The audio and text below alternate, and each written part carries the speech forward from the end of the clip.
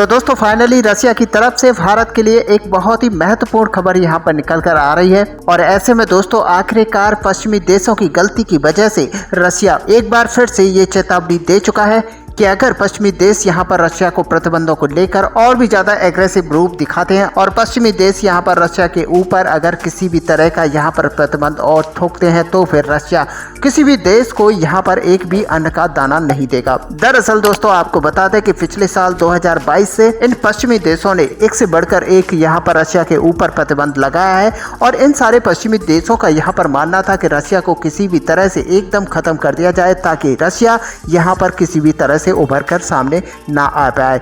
और ऐसा ही दोस्तों यहाँ पर पश्चिमी देशों की तरफ से लगातार प्रतिबंधों को ठोकने पर किया गया है। लेकिन दोस्तों अब रशिया ने यहाँ पर पश्चिमी देशों के साथ वो कांड कर दिया है जो कि पश्चिमी देश कभी सोच भी नहीं सकते थे।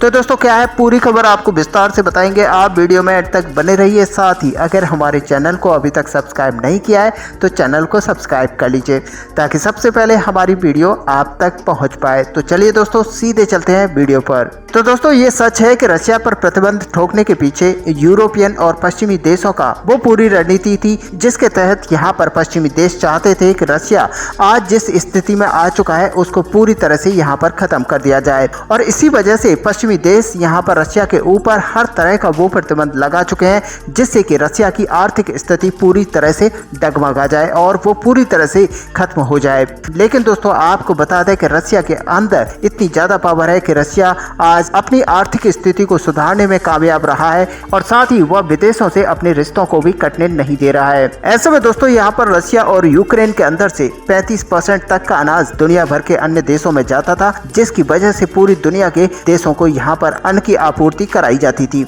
लेकिन दोस्तों जब से रशिया यहाँ पर प्रतिबंधों के दायरे में आया है तब से यहाँ पर 2022 में खाद्य संकट पूरी तरह से उत्पन्न हो गया था। और दोस्तों आपको सच बता दें कि ये पूरी तरह से जो किया गया था वो पश्चिमी देशों की तरफ से किया गया था जिसकी वजह से रशिया ने यहाँ पर गेहूं की आपूर्ति को देने से यहाँ पर पूरी तरह से पाबंद लगा दिया था।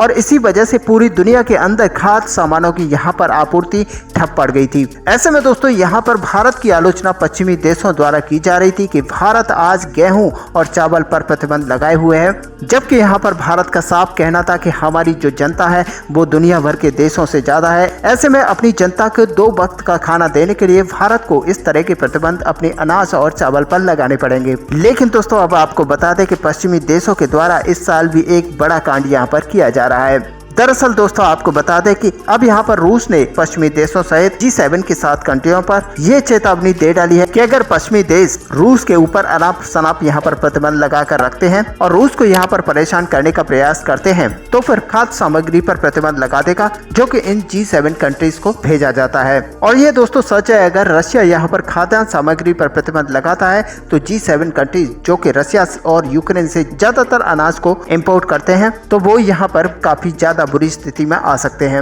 ऐसे में दोस्तों यहाँ पर जो रूस के साथ में समझौता है वो रशिया यहाँ पर तोड़ सकता है और खाद्य सामग्री को लेकर G7 कंट्रीज के अंदर हाहाकार मच सकता है। और ऐसे में दोस्तों सबसे बड़ी बात यह है कि भारत के लिए स्थिति ठीक वैसे ही बन जाएगी जिस तरह की 2022 के अंदर बनी थी। और एक बार फिर से भारत को यहाँ पर अपने प्रतिबंधों पर ढील करनी पड़ेगी और भारत को अपने अनाज और चावल को यहाँ पर दूसरे देशों को एक्सपोर्ट करना पड़ेगा। वैसे दोस्तों अगर असल में देखा जाए तो ये G7 कंट्रीज हैं जिनकी वजह से आज ये सारी परिस्थितियां बनती हैं। ऐसे में दोस्तों आपका क्या व्यू है, आप अपना व्यू हमें कमेंट पर लिखकर जरूर बताएं। साथ ही वीडियो को लाइक और शेयर करना ना भूलें। मिलते हैं नेक्स्ट वीडियो में, तब तक के लिए जय हिंद।